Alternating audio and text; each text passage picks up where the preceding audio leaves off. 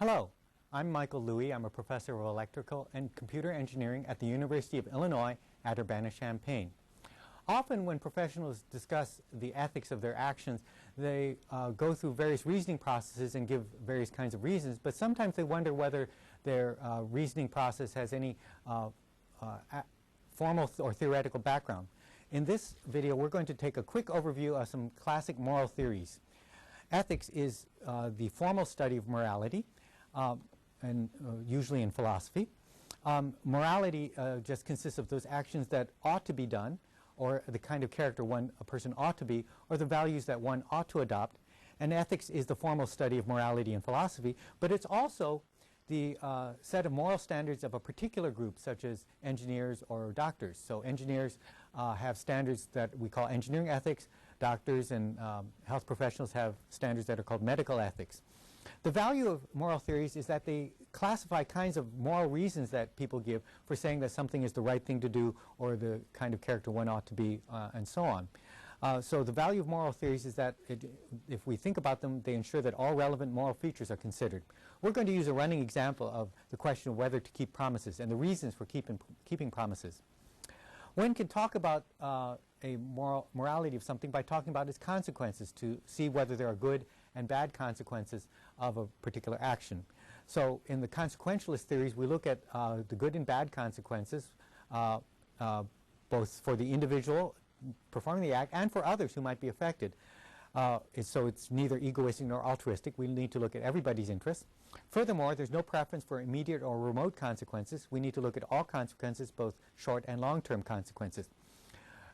In addition, in consequentialist theories, we look at the net benefit, that is, the total cost, total benefit minus the total costs. And in act utilitarianism, we choose that action with the greatest net benefit over costs. An act must maximize net benefit more than any other act. So torturers, for example, who get sadistic pleasure, can probably think of something else to do. So one problem with act utilitarianism when applied to promises is that it might say, well, it's okay to break your promise in this one case if the benefits of this one particular case might outweigh the costs. A better form is rule utilitarianism, which says that keeping promises is better as a general rule. As a general rule, it has a greater net benefit than not keeping promises. Keeping promises provides more utility or benefit because it means that the actor is more trustworthy, maybe there's repeat business. So there are lots of reasons why, as a general rule, keeping promises is a better idea than not keeping promises. Of course, consequentialist theories have practical difficulties, such as assessing or evaluating occurrences that might come because of chance. And it's hard to tell probabilities, especially of future events. As Yogi Berra once said, never make predictions, particularly about the future. Another is measuring benefits on costs on a common scale. So if we're talking about the cost of life, well, can we really reduce that to dollars? Normally we try to reduce things to money, but it's hard to estimate the cost of a life, for example. Third problem with consequentialist theories is that the distribution of benefits and costs may seem unfair. For example, a small number of people might be disadvantaged if there is a large benefit to a large number of people. So the question is it fair to impose this cost on these people when most people would benefit?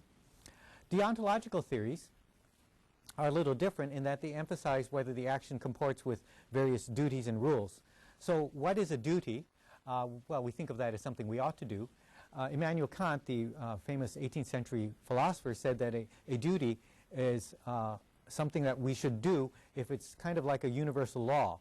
So Kant's categorical imperative is that we should act according to that maxim or rule, which should be a universal law. Kant was highly influenced by the European Enlightenment, especially the development of Newton's laws of motion. So here we think of whether this, we can think of a general rule that might be applied to everybody in all situations. For promise keeping, we think, well, if we break a promise, then everybody could break promises, and then there would be no such thing as promises. So the idea of breaking promises cannot be a universal law. It just doesn't make any sense if it is applied to everybody in all situations. A modern version of thinking about rules is by John Rawls. who in the 1970s created a theory of justice. He explored this meaning of justice or fairness by deciding that rules are fair or just if they are the ones that rational persons would agree to follow, not knowing their actual positions in society. So he talks about the so-called veil of ignorance, a hypothetical social contracting situation in which the actors don't have any specific information about themselves, such as their income. Under this condition, he shows that the rules that people would agree to would guarantee the most individual liberty for each other, compatible with an equal amount for others, and that any differences in social and economic power that result from these rules could be justified only if all of them benefit even disadvantaged groups. So as a group, they would agree to rules that would lead to differences in social and economic power if even the least advantaged, that is the most economically disadvantaged members in the group, would benefit. So this implies some kind of impartiality to the rules that we have. An important, particular important duty is treating people with respect. Kant's other form of the other form of Kant's categorical imperative is that we should treat people as ends, never as means. That is, we shouldn't use people solely for our own advantage. If we think about breaking promises, here we would be promising something to somebody and then breaking it means we're using that other person, we're treating that other person as a means to our own end of perhaps unreasonable profit when we haven't kept our promises.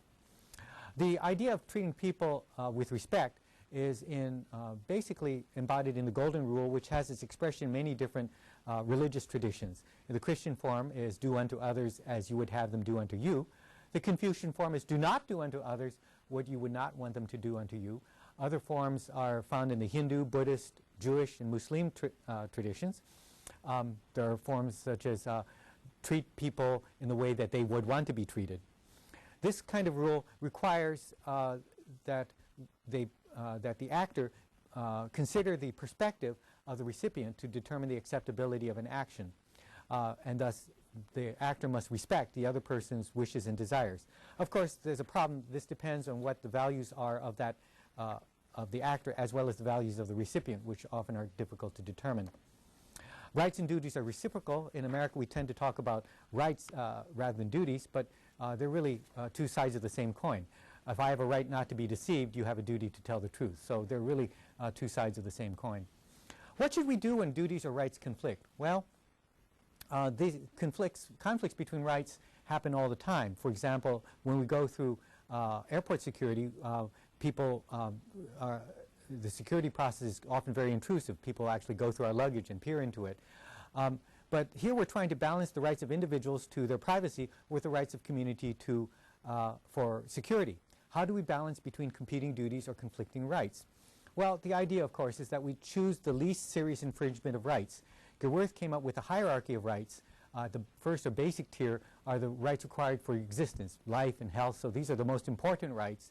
A second tier would be rights needed for the maintenance of self, such as not being cheated or not suffering broken promises.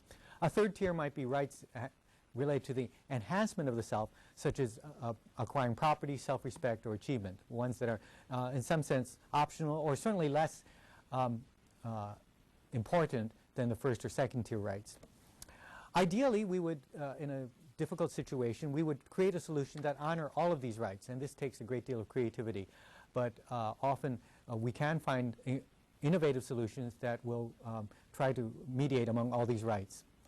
Some references on moral theories, particularly as applied to engineering, are the textbooks by Harris, Pritchard, and Rabins, and the book by Martin and Schinzinger, both of which are also good general references on engineering ethics.